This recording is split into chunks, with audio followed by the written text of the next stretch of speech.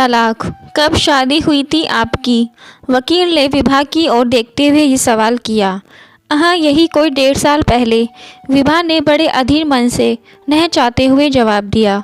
क्यों डिवोर्स देना चाहती हैं आप? विभा मन में इस प्रश्न का उत्तर खोज ही रही थी कि वकील ने कहा, बोलिए, कोई कारण तो देना ही होगा। खैर, आप बाहर बैठिए, मैं जरा कुछ ज़रूरी कागजात तैयार कर लेता हूँ।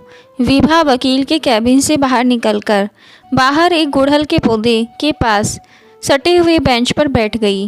वह सोच रही थी क्यों डिवोर्स देना चाहती है अपने पति को। पास खड़े गुड़हल के पौधे पर कुछ फूल खिल रहे थे, कुछ गहरे लाल रंग के थे तो कुछ हल्के गुलाबी। पौधे पर कुछ कलियां भी थी जो खिलने को बेताब थी। विभा उन फूलों का अपनी उंगली से धीरे धीरे सहलाते हुए खुद से सवाल करती है, बोलो, क्यों चाहिए डिवोर्स? ऊहापोह की स्थिति में गुजरता हुआ मन आखिर क्या जवाब दे? विभा कुछ समझ नहीं पा रही थी। कभी वो शादी से पहले वाली लड़की बन जाती थी, कभी शादी के बाद वाली पत्नी, मगर सवाल ज्यों क्या त्यों था, क्यों चाहिए डिवोर्स? विभा का मन अकारण ही कोई कारण तलाश करने में जुटा हुआ था। तभी उसकी बेंच पर एक बुढ़िया आकर बैठ जाती है। हल्के नीले रंग की सूती साड़ी पहने, सिर पर चमकती चांदी जैसे सफ़ेद बाल लिए ये बुढ़िया इस उम्र में डाइवोर्स एंड फैमिली लॉयर से क्यों मिलने आई है? उसे देखकर विभा के मन में ऐसे प्रश्न उठ रहे थे। मन की व्याकुलता जब शांत नहीं हुई तो विभा ने अतः बुढ़िया से पूछ ही लिया, आप इस उम्र में डाइवोर्स लेना चाहती हैं? बुढ़िया भी कुछ कम न थी। उसने कहा, हाँ, छोड़ दूंगी अपने बुढ़े को। पूरे 38 बरस हो गए मेरी शादी को। 38 बरस? विभा ने चौंकते हुए अगला प्रश्न किया, फिर आप डाइवोर्स क्यों लेना चाहती हैं? बुढ़िया ने उत्तर दिया, यह तो तू सोच बेटी, इस सवाल का जवाब तो तू ही सोच रही थी। आश्चर्यपूर्वक विभा की जुबान लड़खड़ाने लगी। आपको कैसे पता चला? विभा ने बुढ़िया को देखते हुए पुनः सवाल किया। बुढ़िया मुस्कुराई और बोली, कहाँ ना पूरे 38 बरस हो गए मेरी शादी को। तेरी आंखें देखकर समझ गई कि तेरे मन में क्या चल रहा था, और मैं यहाँ डिवोर्स देने नहीं बल्कि अपने बुढ़े को अगले जन्म की शादी के लिए भी पक्का करने आई हूँ। विभा ने कहा, अगले जन्म के लिए पक्का मतलब? बुढ़िया कहती है, मेरा बेटा यहाँ फैमिली लॉयर है। थोड़ा इमोशनल होते हुए बुढ़िया कहती है, बीमार है वो, कई दिनों से अस्पताल में है। मेरी बहू मुझे छोड़ गई यहाँ, अब मैं अपने बेटे के साथ जाऊँगी अब उनसे मिलने। रोज़ देख आती हूँ उनको, क्या पता कब साथ छूट जाए। विभा ने गहरी सांस लेते हुए कहा, ओहो, आई सी। विभा एक नादान लड़की की तरह प्रश्न करती है, क्या वो जानते हैं कि आप उनको रोज़ देखने आती हैं? बुढ़िया गहरे भाव से कहती है, आंखें तो नहीं खोल पाते मगर मेरे स्पर्श को जरूर पहचानते होंगे।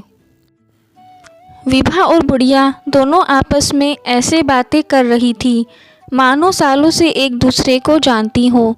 अभी चंद घड़ियां बीती ही थी कि विभा ने देखा वही वकील कैबिन से बाहर निकला जो विभा का डिवोर्स फाइल कर रहा था। अपनी और वकील को आता देख विभा थोड़ी असहज हो रही थी। मन में सोची कि ये मुझे अब कैबिन में बुलाएंगे, मगर वकील विभा के साथ बेंच पर बैठी बुढ़िया के पास आकर बोला, आइए माँ, आप अंदर बैठ जाइए। फिर विभा की ओर देखते हुए बोला, सॉरी, थोड़ा आपको और इंतज़ार करना होगा। मैंने डाइवोर्स पेपर तैयार कर लिए हैं, बस आपको उन पर साइन करने हैं। थोड़ी देर में मैं खुद आऊँगा आपके पास पेपर लेकर। वकील विभा से निवेदन करते हुए बोला, प्लीज़ आप थोड़ा मुझे समय और दें। विभा डाइवोर्स पेपर का नाम सुनकर घबरा गई और हल्की आवाज़ में अधूरे मन से बोली, जी आप समय ले लीजिए। बुढ़िया के जाते ही विभा का मोबाइल वाइब्रेट होता है। व्हाट्सएप मैसेज, कहाँ हो तुम? कब से इंतज़ार कर रहा हूँ तुम्हारा। पहला मैसेज अभी पढ़ा ही था कि एक दूसरा मैसेज फिर आता है। क्या सब मेरी ही गलती थी। विभा। उधर अंदर कैबिन में बैठा वकील अपनी माँ से कहता है, बस सारा वर्क हो गया माँ, बाहर जाकर विभा के साइन करा लूँ, कुछ कागजात उनको दे दूँ, फिर चलते हैं पापा से मिलने हॉस्पिटल। बुढ़िया पूछ पड़ी, साइन किसके।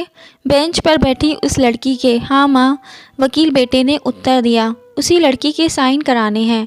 क्या आप जानती हैं उसको। बुढ़िया बोली, नहीं, मुझे तो वह थोड़ी गुस्से में और थोड़ी उदास सी लग रही थी। बुढ़िया आगे अपनी बेटी से कहती है, बाहर कहाँ जा रहा है।